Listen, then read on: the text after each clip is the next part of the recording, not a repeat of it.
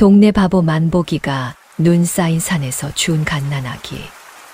나랑 살자, 굶어도 같이 굶자. 그렇게 키운 아이는 놀라운 천재였습니다. 모든 걸 한 번에 기억하고 18배 과거 급제. 이 아이의 진짜 정체는 과연 무엇일까요? 그리고 아이를 버린 진짜 이유는 무엇일까요? 가난하지만 따뜻했던 부자 이야기, 지금 시작합니다. 구독과 좋아요 부탁드립니다.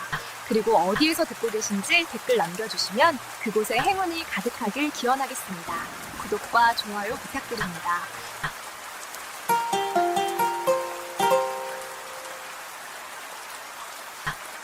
옛날 옛적 한양에서 멀지 않은 작은 고을에 만보기라는 사내가 살고 있었습니다.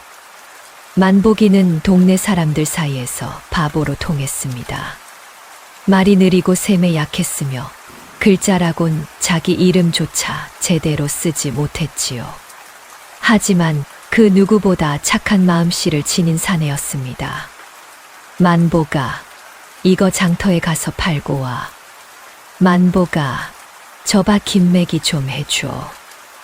동네 사람들은 만보기를 부려먹기 좋은 일꾼으로 여겼습니다. 품삯은 다른 이의 절반도 안 되게 주면서 일은 배로 시켰지요. 만보기는 그것이 부당한 줄도 모르고 묵묵히 일했습니다. 고맙습니다. 또 부르십시오. 사람들은 혀를 차면서도 한편으로는 고마워했습니다. 저렇게 어수룩하지만 참 착한 놈이야. 거짓말이라곤 모르는 사내지. 만보기는 동네 아이들이 넘어지면 달려가 일으켜주고 할머니가 짐을 지고 가시면 대신 들어드렸습니다. 품삯을 제대로 받지 못해도 불평 한마디 없이 웃으며 일했지요. 그런 만보기를 동네 사람들은 업신여기면서도 미워할 수 없었습니다. 만보기는 참 좋은 놈이야. 머리만 좀 더 돌아갔으면 얼마나 좋았을까. 만보기는 마을 끝자락 허름한 움막에서 홀로 살았습니다. 부모님은 일찍 돌아가셨고 형제도 없었습니다. 그저 하루하루 품을 팔아낀 이를 때우는 것이 그의 전부였지요. 겨울이 다가오던 어느 날, 만보기는 산자락에서 나무를 주우러 갔습니다. 눈이 소복소복 내리는 날이었지요. 한참을 헤매다 만보기는 이상한 소리를 들었습니다. 응애, 응애. 약하게 들려오는 울음소리였습니다. 만보기가 조심스럽게 보자기를 열자 그 안에는 갓난아기가 있었습니다.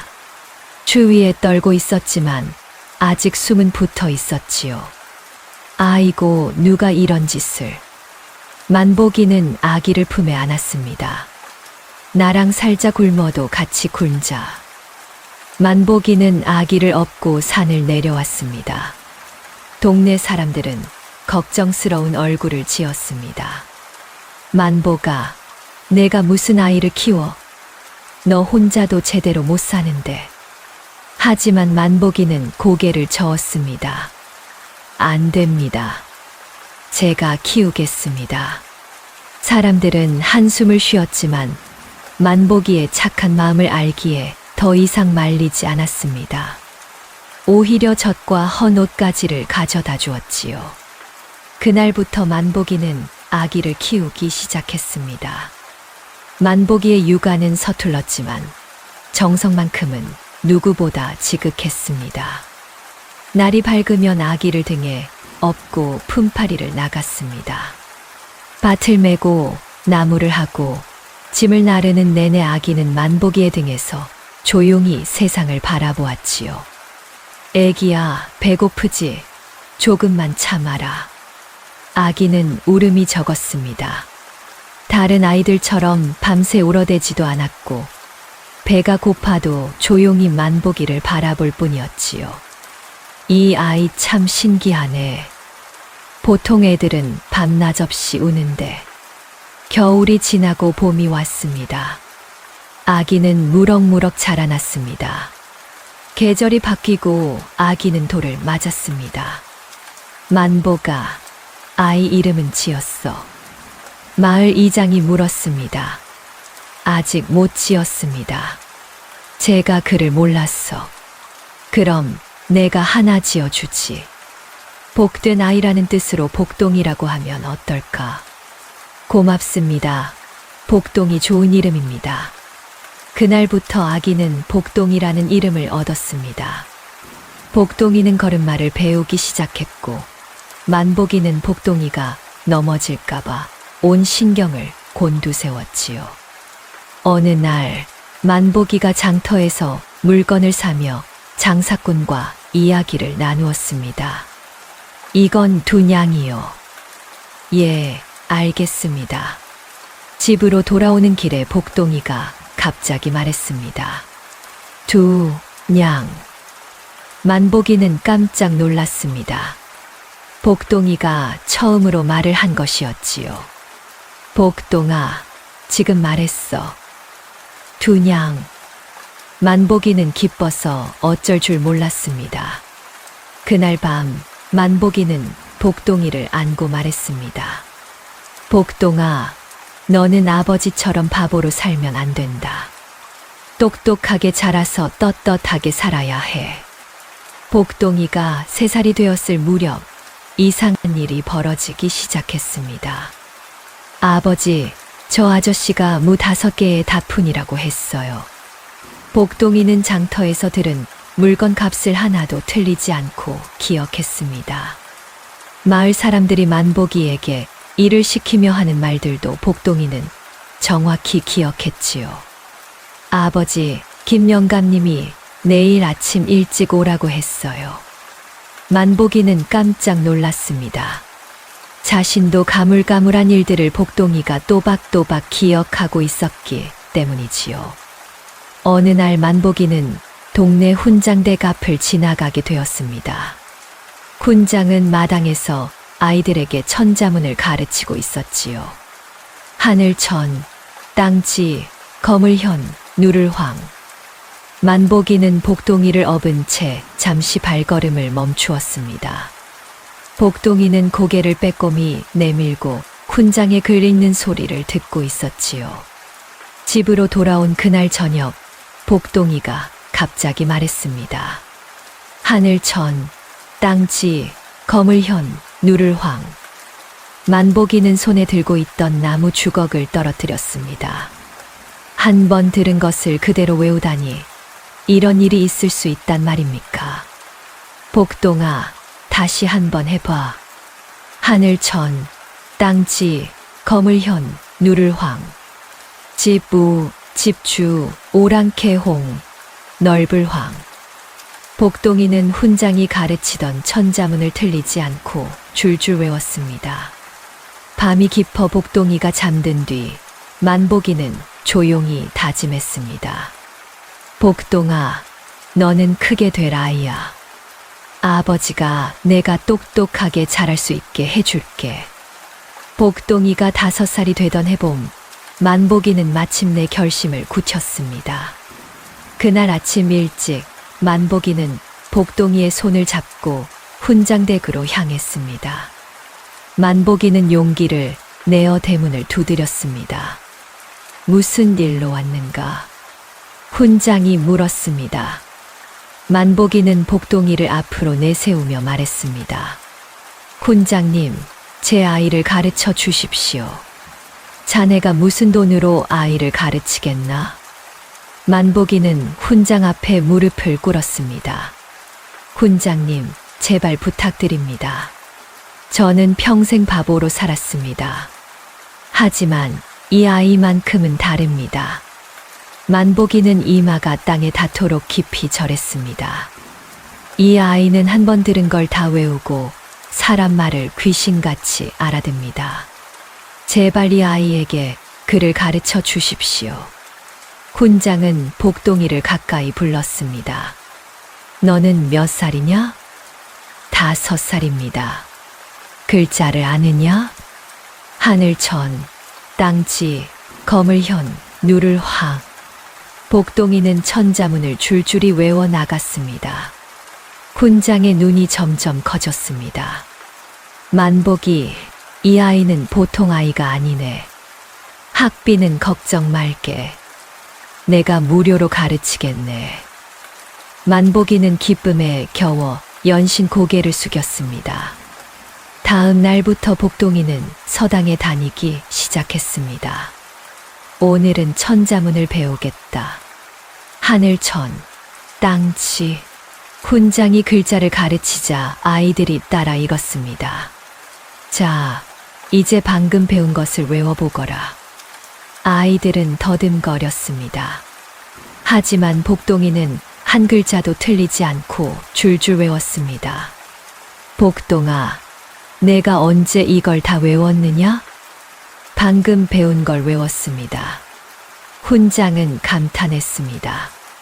단 한 번 듣고 그것을 완벽히 기억하다니, 이런 신동은 처음이었습니다. 한 달이 지나자 복동이는 천자문을 완벽히 마쳤습니다. 다른 아이들은 아직 절반도 못 외웠는데 말이지요. 복동아, 이제 사서삼경을 배워보자꾸나.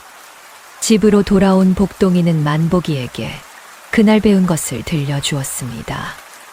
아버지, 오늘은 논어를 배웠어요. 만복이는 무슨 말인지 하나도 알아듣지 못했지만 기쁨에 겨워 복동이를 꼭 껴안았습니다.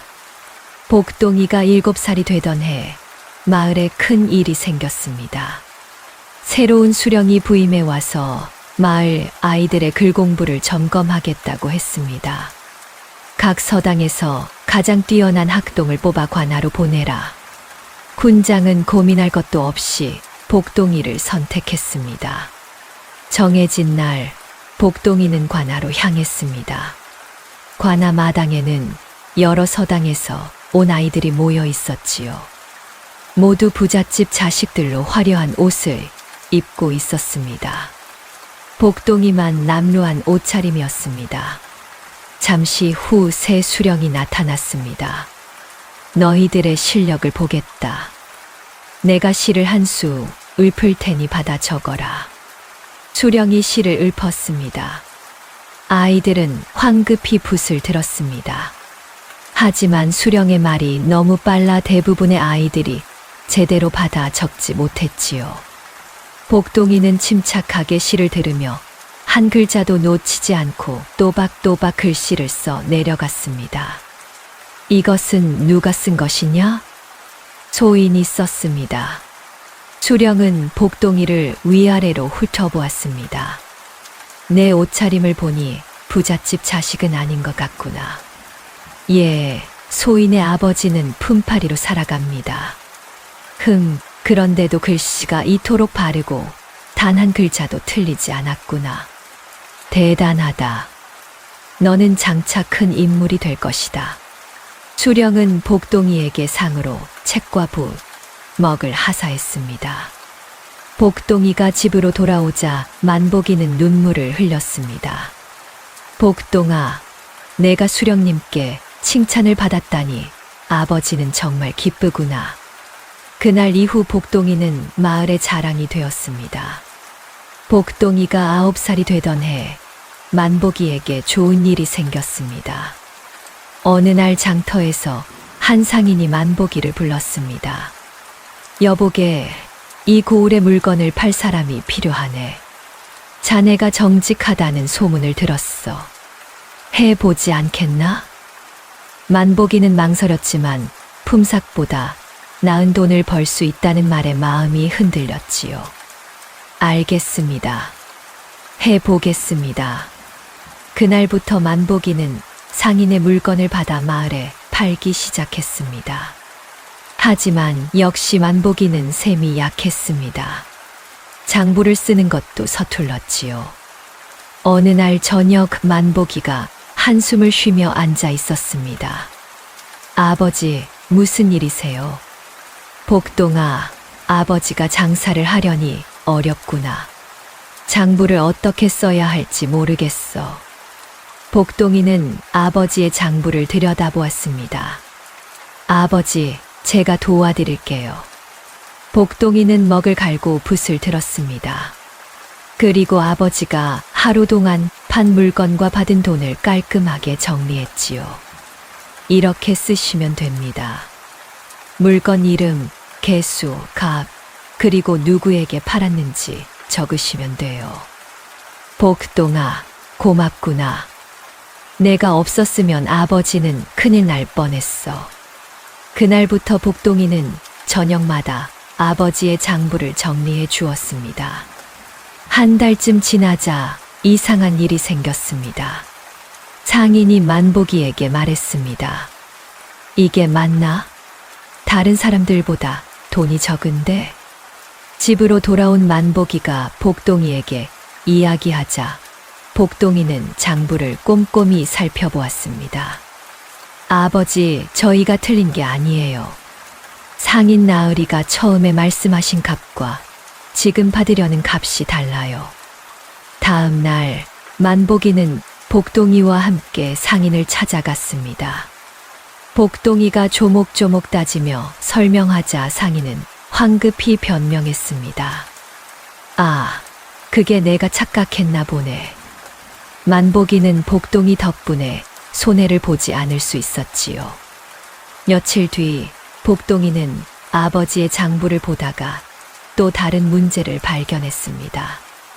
아버지, 박서방님이 물건을 가져가시고 돈을 안 주셨어요. 벌써 석 달째예요. 아, 그 양반이 형편이 어려워서 그래. 아버지도 형편이 어려운 건 마찬가지잖아요. 아버지가 착하신 건 좋지만 그렇다고 손해만 보시면 안 돼요. 며칠에 걸쳐 만복이는 돈을 받지 못한 사람들을 찾아다녔습니다. 복동이가 옆에서 정확한 날짜와 금액을 말해 주었기 때문에 상대방도 어쩔 수 없었지요. 결국 만복이는 밀린 돈을 대부분 받아냈습니다. 복동이가 12살이 되던 해 만복이의 삶은 더욱 안정되었습니다. 복동이가 장부를 정리해주고 셈을 도와주면서 만복이는 이제 말해서 제법 인정받는 장사치가 되었습니다. 어느 날 복동이는 장터를 돌아다니며 사람들의 이야기를 유심히 들었습니다. 아버지, 요즘 장터에서 무명이 잘 팔려요. 그런데 면화는 귀해요. 면화를 구해다가 무명으로 짜서 팔면 좋을 것 같아요. 이웃 할머니께 부탁드리면 어떨까요? 며칠 뒤 할머니가 고운 무명을 만들어 주었습니다. 만복이가 그것을 장터에 내놓자 순식간에 팔려나갔지요. 복동아, 내 말대로 하니까 정말 잘 팔리는구나. 복동이는 장터의 흐름을 계속 관찰했습니다. 아버지, 요즘은 기름이 귀해요. 들기름을 짜서 팔면 좋겠어요. 만복이는 복동이의 조언대로 했습니다. 이것 역시 잘 팔렸습니다. 이렇게 복동이는 아버지가 무슨 일을 하면 좋을지 알려주었습니다. 수요가 없는 일은 접게 하고 사람들이 꼭 필요로 하는 것만 골라서 하게 했지요. 만복이의 벌이는 점점 늘어났습니다. 그 돈으로 만복이는 복동이에게 새 옷을 사주었습니다. 복동이는 새 옷을 입고 기뻐했습니다. 하지만 곧 진지한 얼굴로 말했습니다. 아버지, 이 돈을 다른 데 쓰면 어떨까요? 집을 고치는 거예요. 만복이는 허름한 움막을 돌아보았습니다. 하지만 복동아, 집을 고치려면 돈이 많이 들어. 지금 고치지 않으면 나중에 더 많은 돈이 들 거예요. 만복이는 마을 목수를 불러 집을 고치기 시작했습니다. 한 달 정도 지나자 집이 말끔하게 정리되었습니다. 비가 와도 새지 않고 바람이 불어도 끄떡없는 집이 되었지요.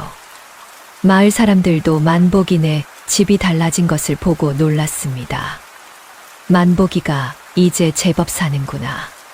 다 복동이 덕분이지. 복동이는 15이 되었고 서당에서도 가장 뛰어난 학동으로 소문났습니다. 어느 날 마을 이장이 만복이를 찾아왔습니다.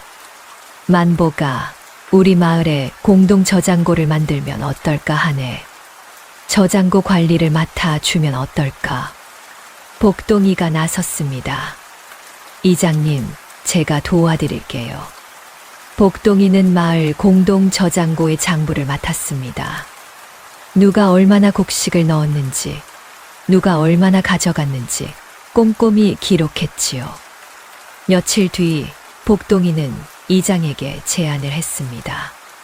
이장님, 우리 마을에서 함께 물건을 사고 팔면 어떨까요? 한 사람이 물건을 사는 것보다 여러 사람이 함께 사면 값을 낮출 수 있어요. 이장은 복동이의 말에 감탄했습니다. 훌륭한 생각이다. 한번 해보자. 복동이의 제안대로 마을 사람들은 함께 물건을 사고 팔기 시작했습니다. 물건 값이 싸졌고 팔 때는 더 비싸게 팔 수 있었지요. 복동이 덕분에 우리 마을이 부자가 되겠네. 사람들은 기뻐했습니다. 하지만 복동이는 자랑하지 않았습니다. 모두 함께 힘을 모은 덕분입니다. 그날 저녁 만복이는 복동이에게 말했습니다. 복동아, 너는 정말 훌륭한 아이로 자랐구나. 아버지는 내가 자랑스럽다. 아버지, 저도 아버지가 자랑스러워요. 아버지는 누구보다 착하고 정직하신 분이시잖아요. 복동이의 눈빛은 맑고 진지했습니다. 만복이는 복동이를 꼭 안았지요. 이제 만복이네 집은 마을에서 제법 알아주는 집안이 되었습니다. 하지만 만복이는 여전히 겸손했고 복동이 또한 자신의 재능을 마을을 위해 쓰며 존경받는 아이로 자라났지요. 복동이가 18이 되던 해 마을에 묘한 소문이 돌기 시작했습니다. 복동이가 과거에 응시한다던데? 그래, 만복이 아들이? 군장이 복동이를 불러 말했습니다. 복동아, 이제 너는 과거를 볼 때가 되었다. 내 실력이라면 충분히 합격할 수 있을 것이다. 복동이는 고개를 끄덕였습니다. 하지만 마음 한편으로는 걱정이 앞섰지요. 과거에 응시하려면 돈이 필요했고 한양까지 가는 길도 멀었습니다. 집으로 돌아온 복동이가 이 이야기를 꺼내자 만복이는 눈을 반짝였습니다.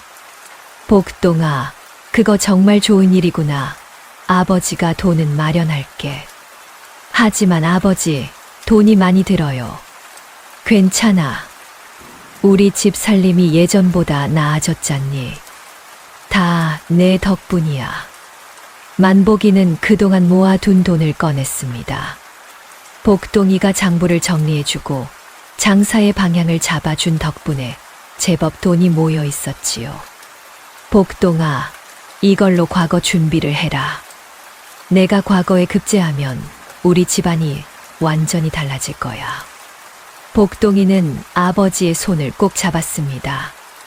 아버지, 제가 꼭 합격해서 아버지께 은혜를 갚겠습니다. 복동이는 과거 준비에 매진했습니다. 밤낮으로 책을 읽고 글을 쓰며 실력을 갈고 닦았지요. 봄이 되어 과거 시험이 다가왔습니다.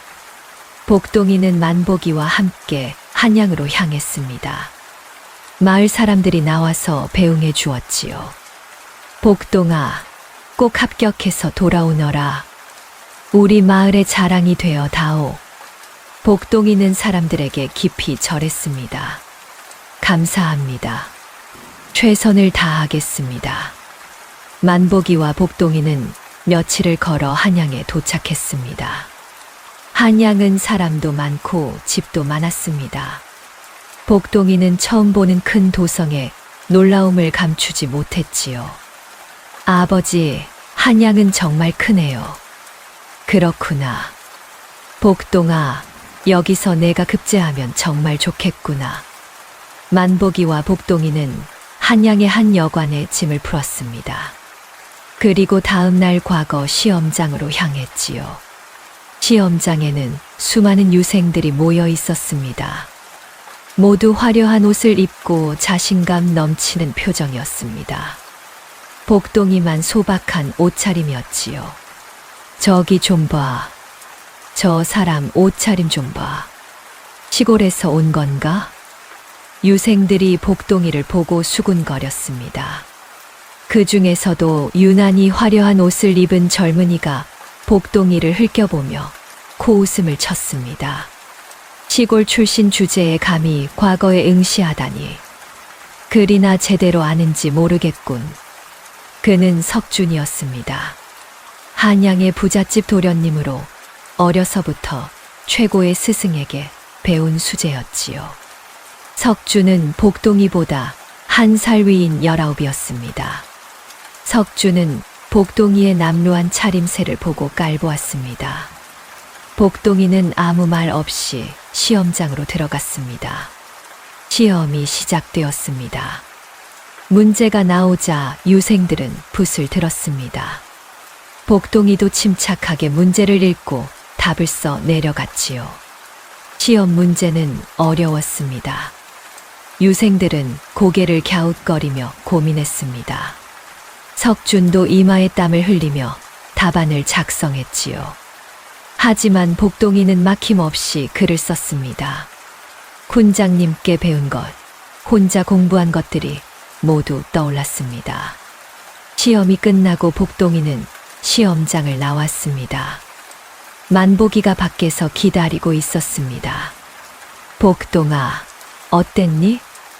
잘 본 것 같아요, 아버지. 그래, 다행이구나.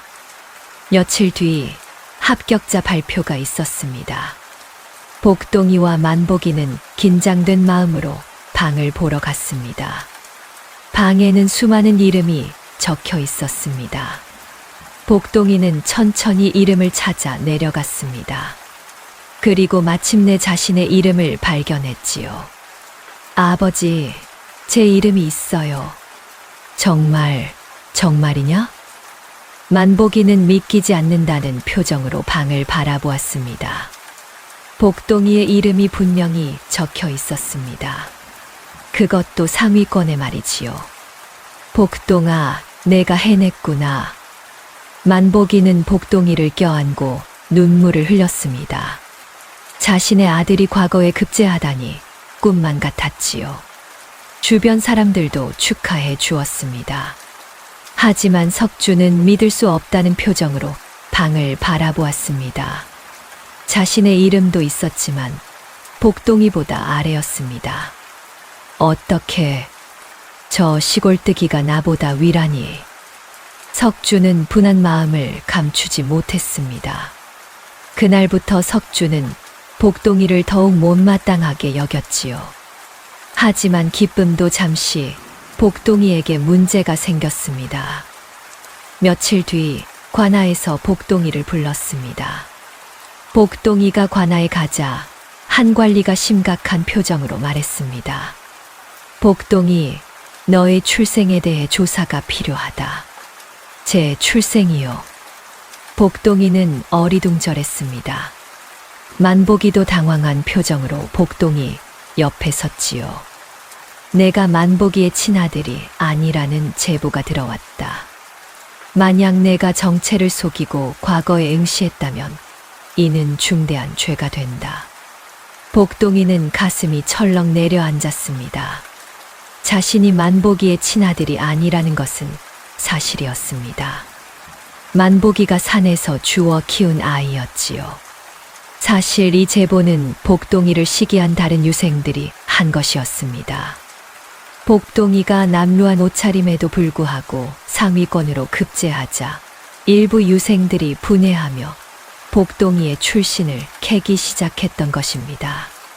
그리고 복동이가 만보기의 친아들이 아니라는 사실을 알아내어 관아에 고발했지요. 저는 복동이가 말을 더듬자 만보기가 앞으로 나섰습니다. 나으리, 이 아이는 제가 키운 아이입니다. 산에서 버려진 것을 주워 키웠습니다. 그렇다면 이 아이의 본래 출생은 알 수 없다는 것이냐? 예, 그렇습니다. 관리는 고개를 끄덕였습니다. 그렇다면 이 아이의 급제는 보류한다. 출생이 불분명한 자는 과거에 응시할 수 없다. 출생을 증명하지 못하면 급제는 무효가 될 것이다. 복동이와 만복이는 무거운 마음으로 여관으로 돌아왔습니다.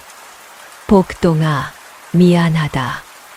아버지가 내 출생을 제대로 알아보지 못해서. 아니에요, 아버지. 아버지 잘못이 아니에요.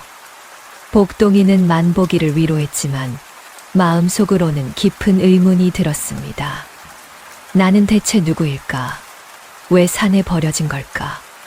그날 밤 복동이는 잠을 이루지 못했습니다. 자신의 정체가 궁금했고 앞으로 어떻게 될지 두려웠지요. 다음 날 아침 복동이는 결심했습니다. 아버지, 제 출생을 알아봐야겠어요.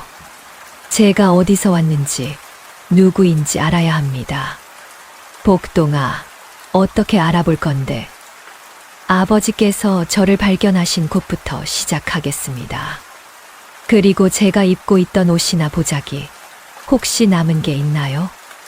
만복이는 고개를 끄덕이며 낡은 상자를 꺼냈습니다. 이게 내가 쌓여 있던 보자기야. 그리고 이것도. 만복이는 작은 옥패를 꺼냈습니다. 이건 내 목에 걸려 있던 거야. 아주 귀한 옷 같았지만 아버지는 팔지 않고 간직하고 있었어. 복동이는 옥패를 받아들었습니다. 고운 빛깔의 옥에는 섬세한 문양이 새겨져 있었지요. 그리고 뒷면에는 작은 글자가 있었습니다. 윤. 이게 성인가요? 그를 모르는 아버지는 몰랐지만 그럴지도 모르겠구나. 복동이는 옥패를 가슴에 품었습니다. 아버지, 제가 한양에 관하 기록을 뒤져보겠습니다. 제가 버려진 시기와 관련된 사건이 있을지도 모릅니다. 만복이는 걱정스러운 얼굴로 복동이를 바라보았습니다. 복동아, 조심해라. 내가 버려진 데는 분명 이유가 있을 거야. 알겠습니다, 아버지.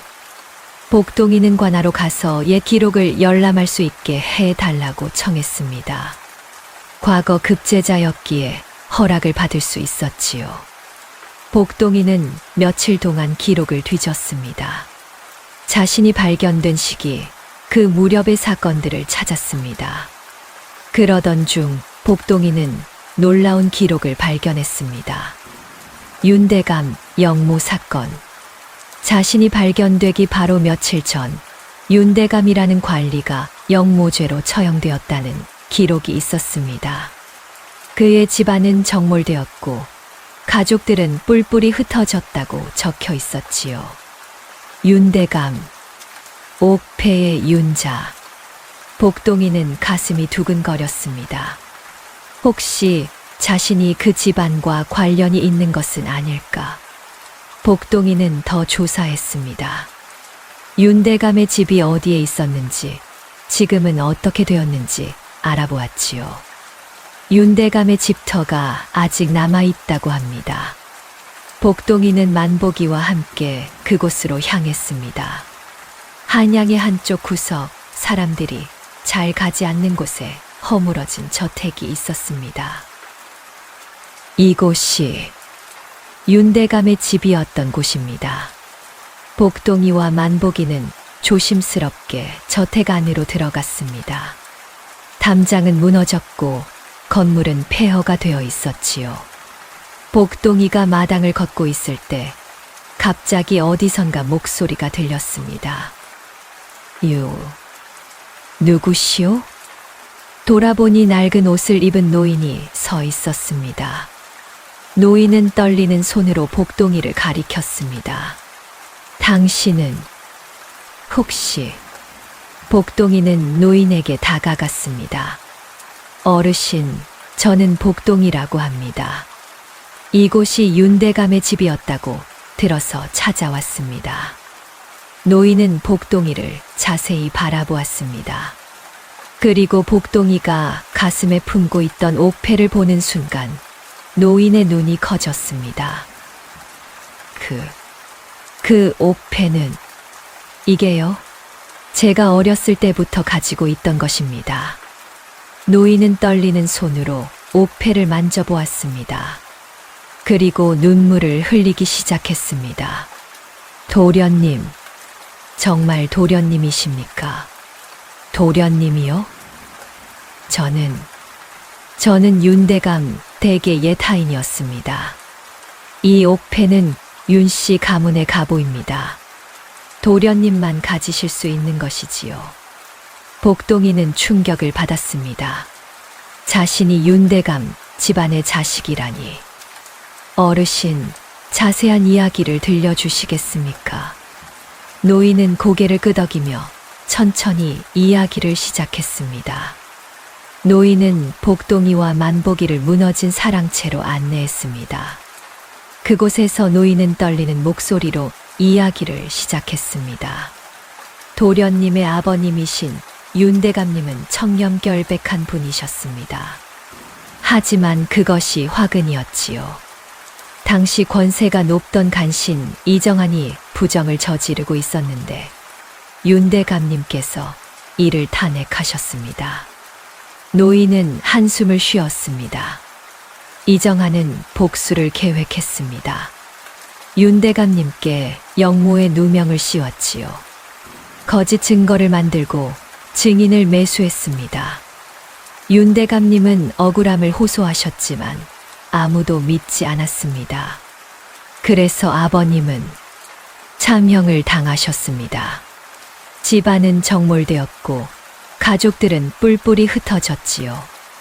어머님은 그 충격으로 병을 얻어 돌아가셨고 도련님만이라도 살려야 한다는 생각에 제가 도련님을 몰래 빼돌렸습니다. 노인은 눈물을 닦았습니다. 산속 바위 틈에 도련님을 숨겨두고 제가 다시 오겠다고 약속했습니다. 하지만 관아의 추적이 심해 제가 다시 가기까지 시간이 걸렸지요. 그 사이에 도련님이 사라지셨습니다. 저는 도련님이 돌아가신 줄 알았습니다. 만복이가 말했습니다. 그때 제가 복동이를 발견했습니다. 운명이었던 모양입니다. 노인은 만복이에게 깊이 절했습니다. 은인이십니다. 도련님을 살려주시고 키워주셔서 감사합니다. 만복이는 황급히 노인을 일으켰습니다. 아닙니다. 복동이는 제 아들입니다. 저야말로 이런 훌륭한 아이를 키울 수 있어서 감사합니다. 복동이는 두 사람을 바라보았습니다. 가슴이 복잡했습니다. 자신에게 진짜 부모가 있었다는 것, 그리고 그들이 억울하게 죽었다는 것을 알게 되었지요. 그럼 이정아는 지금 어디에 있습니까? 노인이 대답했습니다. 아직도 높은 벼슬에 있습니다. 권세가 대단하지요. 복동이는 주먹을 꽉 쥐었습니다. 제 아버님의 누명을 벗겨야 합니다. 그리고 이정환의 악행을 밝혀야 합니다. 노인이 말했습니다. 도련님, 상소를 올리십시오. 도련님의 신분을 밝히고 아버님의 누명을 벗겨달라고 호소하십시오. 제가 증인이 되겠습니다. 복동이는 만복이를 바라보았습니다. 만복이는 고개를 끄덕였습니다. 복동아, 내 진짜 부모님의 원한을 풀어드려야 한다. 그것이 내가 해야 할 일이야.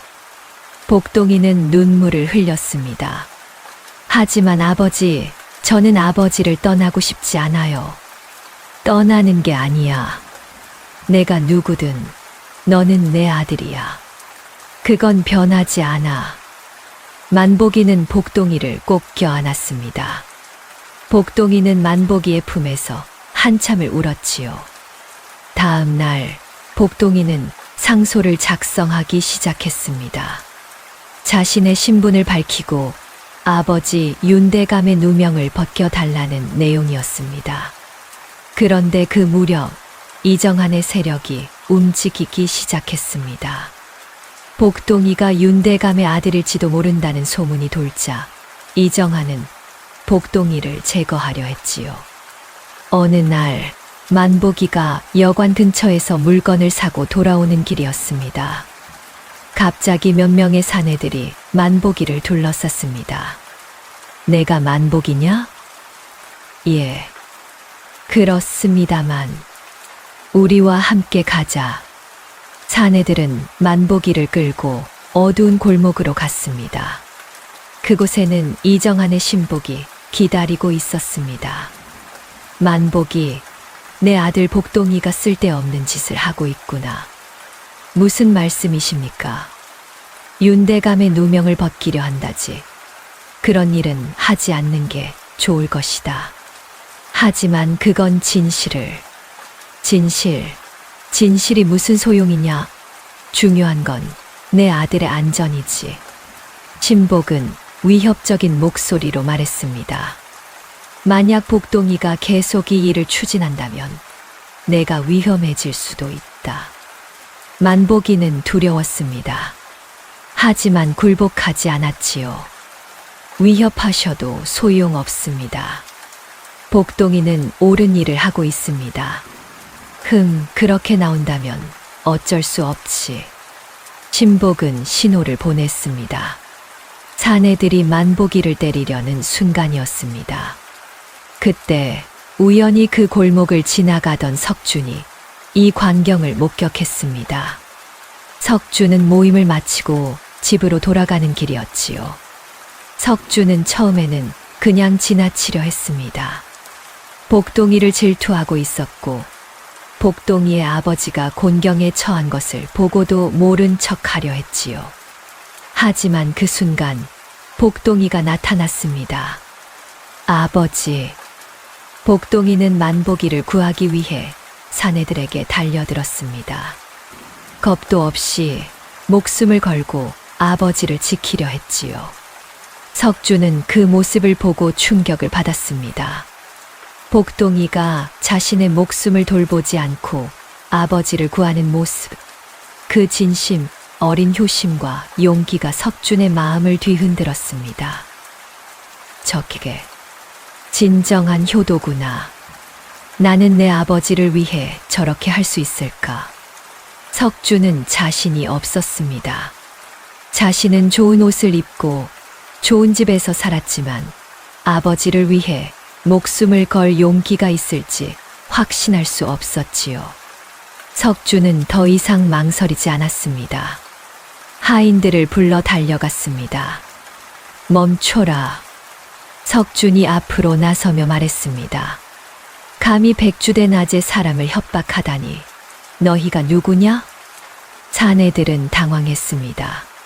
석준의 집안이 만만치 않다는 것을 알고 있었기 때문이지요. 우리는 그냥 거짓말 마라. 너희가 이정한의 앞잡이라는 것을 나는 안다. 석준의 말에 사내들은 더 이상 버티지 못하고 도망쳤습니다.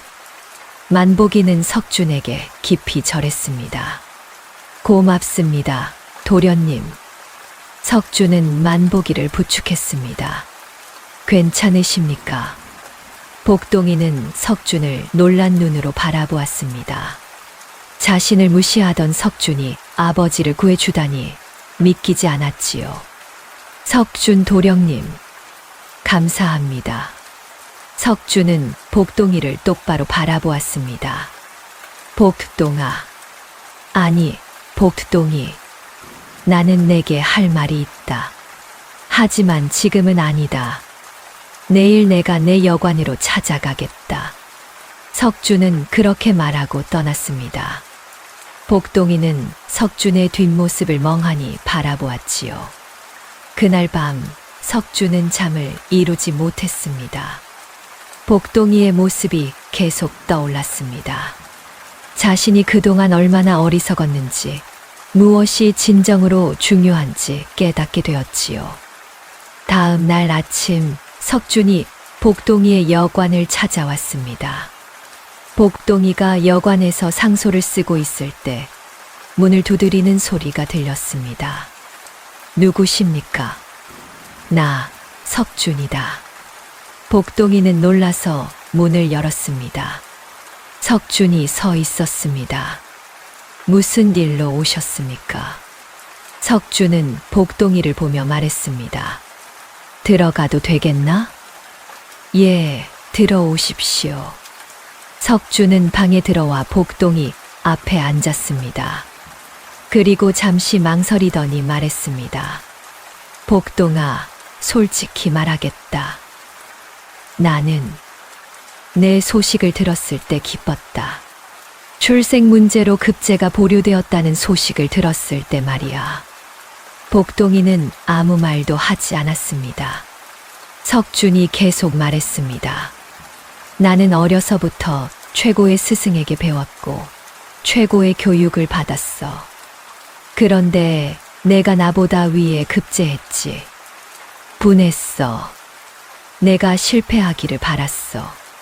석준은 부끄러운 듯 고개를 숙였습니다. 하지만 어제 내가 아버지를 구하는 모습을 봤어.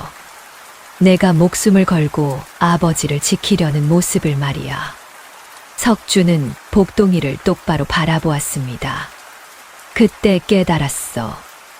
내가 질투한 건 내 실력이 아니라 내 인품이었다는 걸. 나는 좋은 옷을 입고 좋은 집에서 살지만 내 아버지를 위해 목숨을 걸 수 있을까? 자신이 없더라. 복동이는 조용히 석준의 말을 들었습니다. 그래서 왔어. 내게 사과하려고. 그리고 도와주려고. 도와준다고요? 그래. 내가 들으니 내가 윤대감의 아들이라며 그리고 이정한과 맞서려 한다지. 복동이는 놀라서 석준을 바라보았습니다. 어떻게 그걸? 한양은 좁아. 소문은 빨리 퍼지지.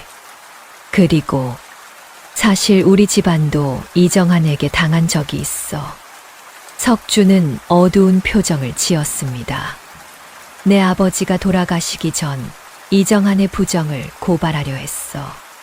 하지만 증거를 모으기 전에 갑자기 돌아가셨지.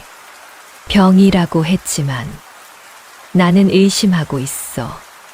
복동이는 석준의 눈을 바라보았습니다. 진심이 담겨 있었습니다. 석준 도령님, 이제 우리 친구가 되자. 나이로 보면 내가 1살 위니 편하게 형님이라 불러도 좋아. 함께 이정한을 쓰러뜨리자. 석준은 손을 내밀었습니다. 복동이는 잠시 망설이다가 석준의 손을 잡았습니다. 고맙습니다. 석준 형님. 천만에. 처음엔 내가 미웠지만 이제는 내가 옳은 일을 한다는 걸 알아. 그리고 나도 이정한에게 빚이 있어. 함께 갚자. 그날부터 석준은 복동이를 도왔습니다. 석준의 집안이 가진 정보와 인맥을 활용해 상소를 준비했지요. 복동이의 상소가 조정에 올라갔습니다. 임금이 상소를 읽고 놀랐습니다. 죽은 줄 알았던 윤대감의 아들이 살아있다니. 임금은 복동이를 불렀습니다. 복동이는 옥패와 노인을 데리고 궁궐로 들어갔지요. 내가 윤대감의 아들이라는 것이 사실이냐? 예, 전하. 사실입니다. 복동이는 옥패를 바쳤습니다. 임금은 옥패를 보고 놀랐습니다. 이것은 확실히 윤씨 가문의 가보로다. 그렇다면 윤대감의 영모 사건을 다시 조사해야겠구나. 임금의 명령으로 재조사가 시작되었습니다. 하지만 이정한은 가만히 있지 않았습니다. 어떻게 된 일이냐? 윤대감의 아들이 살아있다니. 이정한은 자신의 신복들을 불러 모았습니다. 복동이를 막아야 한다. 증거를 모두 없애고 증인들을 입막음하라. 신복들이 움직이기 시작했습니다. 복동이가 조사한 증거들이 하나둘씩 사라지기 시작했지요. 증인들도 갑자기 말을 바꾸었습니다. 저는 아무것도 모릅니다. 제가 잘못 봤습니다. 복동이는 절망했습니다. 이대로는 진실을 밝힐 수 없을 것 같았지요. 석준이 복동이를 격려했습니다. 복동아, 포기하지 마. 반드시 방법이 있을 거야. 그때 노인이 복동이를 찾아왔습니다. 도련님, 제게 마지막 증거가 하나 더 있습니다. 마지막 증거요? 예. 당시 윤대감님을 모함한 문서의 원본입니다. 이것만 있으면 이정한의 거짓을 증명할 수 있습니다. 노인은 낡은 문서를 꺼냈습니다. 그것은 오랜 세월 동안 숨겨져 있던 것이었지요. 이 문서는 제가 목숨을 걸고 지켜왔습니다. 언젠가 진실을 밝힐 날이 올 거라 믿으며 복동이는 문서를 받아 들고 읽어 내려갔습니다. 그것은 확실히 이정한이 조작한 증거였지요. 이정한의 도장과 서명이 선명하게 남아 있었습니다. 이것이 있으면, 예, 도련님, 이제 이정한을 쓰러뜨릴 수 있습니다. 복동이는 석준과 함께 문서를 검토했습니다. 이거야, 이 문서가 있으면 이정한의 거짓을 완벽하게 증명할 수 있어. 복동이는 문서를 들고 다시 한번 상소를 올렸습니다. 이번에는 확실한 증거와 함께 말이지요. 복동이의 상소가 올라가자 조정이 다시 한번 들썩였습니다. 임금이 이정한을 불렀습니다. 이정한, 이 문서를 보았느냐? 이정한은 문서를 보고 얼굴이 하얗게 질렸습니다. 자신이 만든 조작 증거의 원본이었기 때문이지요. 전하, 이것은 거짓입니다. 거짓. 이 문서에는 내 도장이 찍혀 있지 않으냐? 임금은 노했습니다. 이정한이 윤대감을 모함했다는 것이 명백했기 때문이지요. 이정한, 너는 충신을 모함하고 나라를 속였다. 당장 관직을 박탈하고 옥에 가두라. 이정한은 끌려갔습니다. 권세를 누리던 그도 결국 진실 앞에서는 무너지고 말았지요. 임금은 복동이를 불렀습니다. 복동아, 내 아버지 윤대감의 누명을 벗겨주겠다.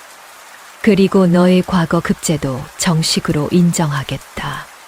감사합니다, 전하. 복동이는 깊이 절했습니다. 그리고 윤대감의 정몰된 재산도 돌려주겠다.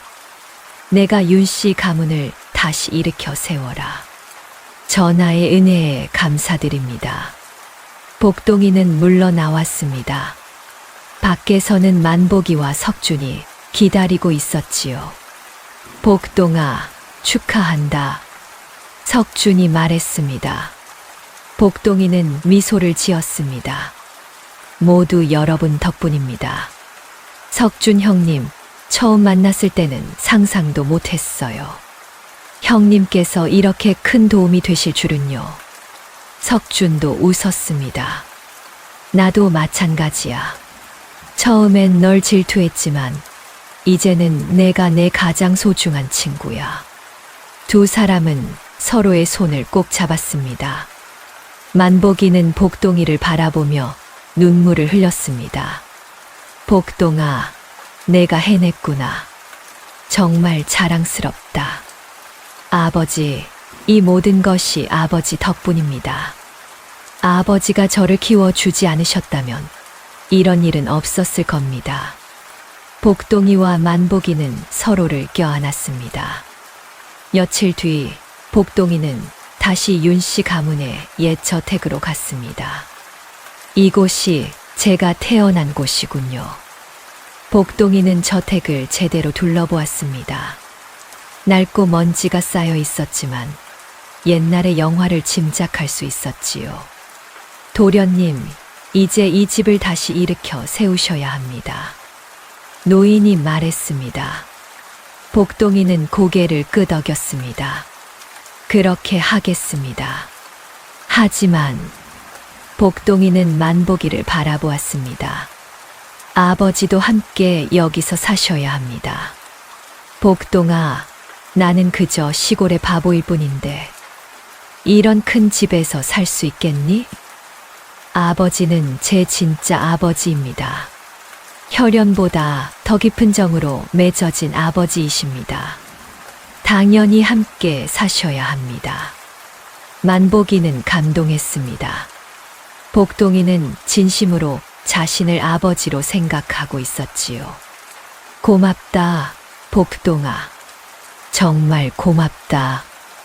복동이와 만복이는 함께 윤씨 가문의 저택에서 살기 시작했습니다. 복동이는 관직에 나가 일했고 만복이는 집안 살림을 도왔지요. 마을 사람들도 복동이의 성공 소식을 듣고 기뻐했습니다. 만복이 아들이 대단한 사람이 되었다지. 그럼 한양에서 높은 벼슬을 하고 있다던데. 복동이는 가끔 마을을 찾아갔습니다. 그리고 어려운 사람들을 도왔지요. 이것은 제가 어릴 때 여러분께 받은 은혜를 갚는 것입니다. 복동이는 쌀과 돈을 나눠 주었습니다. 마을 사람들은 고마워했습니다. 어느 날 복동이는 조정에서 중요한 보고를 받았습니다. 복동이 대감 이정한의 재산을 조사하던 중 이상한 점을 발견했습니다.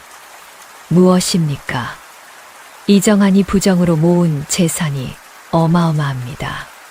그런데 그 돈의 출처를 조사하다 보니 백성들에게서 부당하게 거둔 세금이 대부분이었습니다. 복동이는 분노했습니다. 이정한은 자신의 아버지를 죽인 것도 모자라 백성들까지 괴롭혔던 것입니다. 그 재산을 어떻게 해야 할까요? 복동이는 잠시 생각했습니다. 그리고 결심한 듯 말했습니다. 그 재산을 백성들에게 돌려주십시오. 부당하게 거둔 세금을 돌려주고 남은 것은 가난한 사람들을 위한 곳간을 만드는 데 쓰십시오. 관리가 고개를 끄덕였습니다. 대감님의 뜻대로 하겠습니다. 복동이의 제안으로 이정한의 재산은 백성들에게 돌아갔습니다. 부당하게 거둔 세금을 돌려받은 백성들은 기뻐했고 가난한 사람들을 위한 곳간도 여러 곳에 세워졌지요. 복동이 대감님 덕분에 우리가 억울한 돈을 돌려받았어요. 정말 훌륭하신 분이야. 복동이의 결정에 모두가 감탄했습니다. 임금도 이 소식을 듣고 복동이를 칭찬했지요. 복동이는 진정으로 백성을 사랑하는 관리로구나. 소문은 온 나라에 퍼졌습니다. 복동이가 권력을 이용해 자신의 이익을 챙기지 않고 백성을 먼저 생각했다는 이야기가 말이지요. 어느 날 저녁 만복이가 복동이에게 물었습니다. 복동아, 이정한의 재산을 백성들에게 돌려주었다지. 잘한 일이야. 복동이는 환하게 웃었습니다. 아버지께서 가르쳐 주셨잖아요. 사람은 정직하게 살아야 한다고, 남을 먼저 생각해야 한다고요. 복동아, 저는 아버지처럼 살고 싶어요. 돈이 많아서가 아니라 마음이 부자인 사람이 되고 싶어요. 만복이는 복동이를 꼭 껴안았습니다. 자신이 가르친 것들을 복동이가 이렇게 실천하고 있다니 가슴이 벅찼지요. 세월이 흘러 복동이는 조정에서 중요한 관리가 되었습니다. 어느 날 석준이 복동이를 찾아왔습니다. 복동아, 내가 혼인을 하게 되었어. 정말요. 축하드립니다. 석준 형님. 고맙다. 좋은 사람을 만났어. 복동이는 진심으로 기뻐했습니다. 처음 만났을 때는 서로를 질투하고 미워했지만 이제는 이렇게 깊은 우정을 나누는 친구가 되었지요. 행복하게 사십시오, 형님. 고맙다, 복동아. 너는 언제 혼인할 거니? 저요? 아직은. 아버지를 모셔야 하니까요. 만복이 어르신을 모시는 것도 중요하지만 너도 가정을 꾸려야지. 복동이는 웃었습니다. 때가 되면 하겠습니다. 지금은 백성들을 위해 일하는 게 더 중요한 것 같아요. 석주는 복동이의 어깨를 두드렸습니다.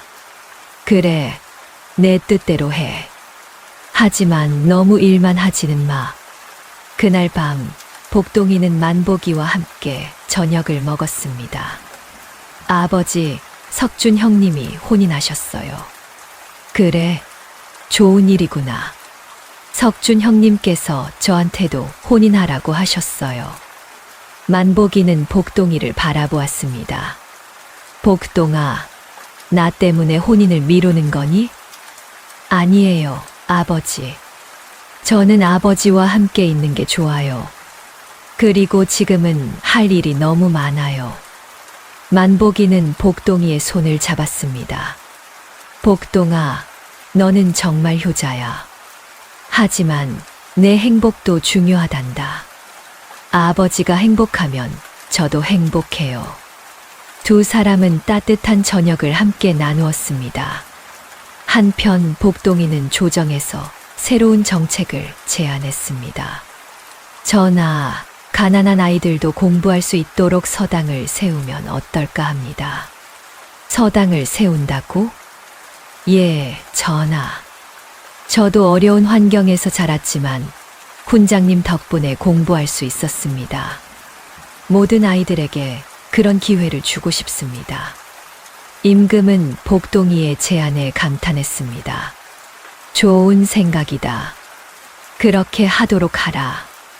복동이의 제안으로 전국의 서당들이 세워졌습니다. 가난한 아이들도 무료로 공부할 수 있게 되었지요. 백성들은 복동이에게 감사했습니다. 복동이 대감은 진정으로 백성을 생각하시는 분이야. 그분 덕분에 우리 아이도 글을 배울 수 있게 되었어. 복동이의 명성은 날로 높아졌습니다. 하지만 복동이는 늘 겸손했지요. 이것은 모두 만복이 아버지께서 가르쳐 주신 덕분입니다. 세월이 더 흘러 만복이는 나이가 들었습니다. 어느 날 만복이가 병이 들었습니다. 복동이는 최고의 의원을 불러 치료했지만 만복이의 기력은 점점 약해졌지요. 복동이는 만복이의 곁을 떠나지 않았습니다. 아버지, 편히 쉬세요. 제가 곁에 있을게요. 만복이는 복동이의 손을 꼭 잡았습니다. 복동아, 아버지는 행복했단다. 아버지, 무슨 말씀을 그렇게 하세요? 아버지는 오래오래 사셔야 해요. 아니야, 복동아.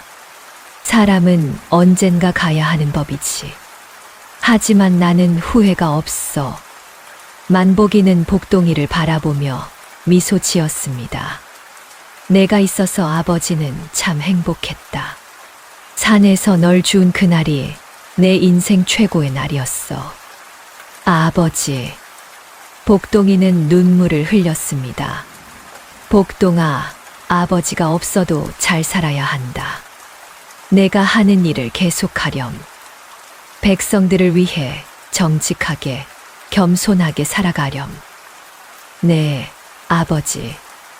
꼭 그렇게 하겠습니다. 그리고 혼인도 하고 아이도 낳고 행복하게 살아야 한다. 알겠지? 네, 아버지. 만복이는 평온한 얼굴로 눈을 감았습니다. 복동이는 만복이의 손을 꼭 잡고 있었지요. 아버지, 고맙습니다. 저를 주워주셔서, 키워주셔서, 사랑해주셔서 정말 고맙습니다. 만복이가 세상을 떠난 후 복동이는 장례를 성대하게 치렀습니다. 조정의 대신들부터 마을의 백성들까지 모두가 만복이를 애도했습니다. 만복이 어르신은 진정한 아버지셨습니다. 복동이 대감을 키워낸 위대한 분이셨습니다. 석준도 찾아와 복동이를 위로했습니다. 복동아, 힘내. 만복이 어르신은 내가 자랑스러우셨을 거야. 고맙습니다, 석준 형님. 복동이는 만복이의 무덤 앞에서 말했습니다. 아버지, 제가 누구든 어디서 왔든 저는 아버지의 아들입니다. 평생 아버지를 잊지 않겠습니다. 아버지께서 가르쳐 주신 정직과 겸손과 사랑으로 백성을 섬기겠습니다. 만복이가 떠난 후 복동이는 더욱 열심히 일했습니다. 복동이는 전국을 돌아다니며 백성들의 어려움을 직접 듣고 해결했습니다. 세금이 무거운 곳은 세금을 줄여주고 흉년이 든 곳에는 곡식을 지원했지요. 복동이 대감님이 우리를 살리셨어요. 정말 훌륭하신 분이야. 백성들의 칭송이 이어졌습니다. 어느 날 복동이는 옛 마을을 다시 찾았습니다. 자신과 만복이가 살았던 그곳이었지요. 마을은 많이 변해 있었습니다. 복동이가 세운 서당에서 아이들이 글을 배우고 있었고 사람들은 예전보다 풍족하게 살고 있었습니다. 복동이 대감님, 마을 사람들이 반갑게 맞아 주었습니다. 어르신들, 안녕하셨습니까? 그럼 대감님 덕분에 우리 마을이 이렇게 좋아졌지. 복동이는 만복이와 함께 살았던 옛 집터를 찾았습니다. 아버지, 제가 여기 왔어요. 아버지와 함께 했던 이곳이 그립습니다. 복동이는 그곳에서 잠시 추억에 잠겼습니다. 가난했지만 행복했던 시절, 만복이와 함께 웃고 울었던 날들이 떠올랐지요. 아버지, 저는 약속을 지키고 있어요. 아버지처럼 착하고 정직하게 살려고 노력하고 있어요. 복동이는 마을에 새로운 공동 저장고를 세우고 아이들을 위한 장학금도 마련했습니다. 이것은 만복이 아버지의 이름으로 하는 것입니다. 아버지께서 평생 실천하셨던 나눔의 정신을 이어가는 것입니다. 마을 사람들은 감동했습니다. 만복이 어르신도 하늘에서 기뻐하실 거야. 복동이는 한양으로 돌아왔습니다. 그리고 석준을 만났지요. 석준 형님, 저도 이제 혼인을 해야 할 것 같습니다. 석준은 놀라며 웃었습니다. 드디어 누가 그 마음을 돌린 거야? 아버지께서 마지막으로 하신 말씀이 생각났습니다. 행복하게 살라고 하셨어요. 이제 그 약속을 지킬 때가 된 것 같습니다. 좋아. 내가 좋은 사람 소개시켜 줄게.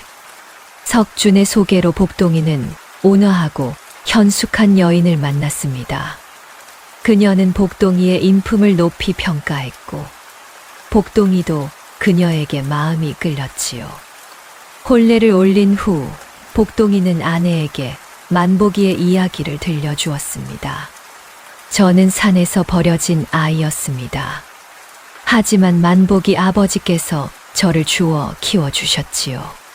저의 모든 것은 아버지 덕분입니다. 아내는 복동이의 손을 잡았습니다.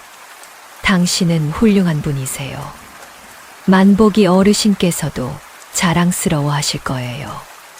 고맙습니다. 함께 행복한 가정을 꾸려나가요. 세월이 흘러 복동이에게 아들이 태어났습니다. 복동이는 아들의 이름을 만복이라고 지었습니다. 이 아이의 이름은 만복입니다. 저를 키워주신 아버지의 이름입니다. 사람들은 감동했습니다. 복동이가 만복이를 얼마나 사랑했는지 알 수 있었지요. 복동이는 아들을 데리고 만복이의 무덤을 찾아갔습니다. 아버지, 제게 아들이 생겼습니다. 아버지의 이름을 물려받았습니다. 이 아이도 아버지처럼 착하고 정직한 사람으로 키우겠습니다. 복동이는 아들에게 만복이의 이야기를 들려주었습니다. 만복아, 내 이름은 위대한 분의 이름이란다. 할아버지는 가난했지만 마음만은 누구보다 부자셨지. 거짓을 모르고 남을 먼저 생각하셨단다. 어린 만복이는 아직 알아듣지 못했지만 복동이는 계속 이야기했습니다. 할아버지께서 아버지를 키우지 않으셨다면 아버지는 지금 여기 없었을 거야. 할아버지는 아버지의 생명의 은인이시고 인생의 스승이셨단다. 복동이는 조정에서도 계속 백성을 위한 정책을 펼쳤습니다. 가난한 사람들을 돕고 억울한 사람들의 누명을 벗겨주었지요. 복동이 대감은 진정한 청백리야. 그분은 높은 벼슬에 계시지만 백성의 마음을 아시는 분이야. 복동이의 명성은 온 나라에 퍼졌습니다. 석준도 훌륭한 관리가 되어 복동이와 함께 나라를 위해 일했습니다. 복동아, 우리가 처음 만났을 때를 기억하니? 그럼요, 형님께서 저를 무시하셨었죠. 두 사람은 웃었습니다. 그때는 내가 어리석었어. 사람을 겉모습으로 판단했지. 하지만 너를 알고 나서 내 삶이 완전히 바뀌었어. 저도 형님께서 변하시는 모습을 보면서 많이 배웠습니다. 사람은 변할 수 있다는 걸 말이죠. 두 사람은 평생 친구로 지냈습니다. 세월이 더 흘러 복동이는 나이가 들었습니다. 하지만 복동이는 마지막까지 백성을 위해 일했지요. 복동이의 아들 만복이도 아버지를 닮아 정직하고 착한 사람으로 자랐습니다. 그리고 역시 과거의 급제의 관리가 되었지요. 아버지, 저도 아버지처럼 백성을 위해 일하고 싶습니다. 그래, 만복아. 내 할아버지, 그러니까 만복이 할아버지께서 가르쳐 주신 대로 살아가거라. 정직하게, 겸손하게, 남을 먼저 생각하며 살아가는 거란다. 네, 아버지. 복동이는 만족스러운 표정을 지었습니다. 자신이 받은 사랑과 가르침이 다음 세대로 이어지고 있었으니까요. 어느 날, 복동이는 조용히 세상을 떠났습니다. 평온한 얼굴이었지요. 온 나라가 복동이의 죽음을 애도했습니다. 임금부터 백성들까지 모두가 슬퍼했습니다. 복동이는 만복이의 옆에 묻혔습니다. 두 사람은 이제 영원히 함께였지요. 사람들은 이렇게 말했습니다. 복동이의 집안이 일어선 것은 복동이의 재능 때문만이 아니었다. 만복이의 사랑과 헌신이 있었기에 가능한 일이었다. 만복이는 바보가 아니었다. 사람을 키우는 법을 아는 현명한 아버지였다. 그리고 복동이는 그 사랑에 보답하며 평생을 살았다. 이것이 진정한 효도요. 진정한 사랑이다. 옛말에 백절불굴이라는 말이 있습니다. 어떠한 난관에도 굽히지 않고 이겨나간다는 뜻이지요. 복동이와 만복이는 가난과 역경 속에서도 서로를 믿고 의지하며 난관을 헤쳐나갔습니다. 그리고 마침내 모두가 인정하는 훌륭한 집안을 일으켰지요. 진정한 가족은 피가 아니라 마음으로 이어진다는 것. 그리고 사람의 가치는 출신이 아니라 마음씨와 행동으로 결정된다는 것을 복동이와 만복이는 보여주었습니다. 정직과 겸손으로 살아간 그들의 삶은 후대에까지 귀감이 되었습니다. 다음 영상을 빠르게 만나보시려면 좋아요와 구독을 눌러주세요. 그럼 더 재미있는 영상으로 찾아뵙겠습니다. 모두 행복한 하루 보내세요. 감사합니다.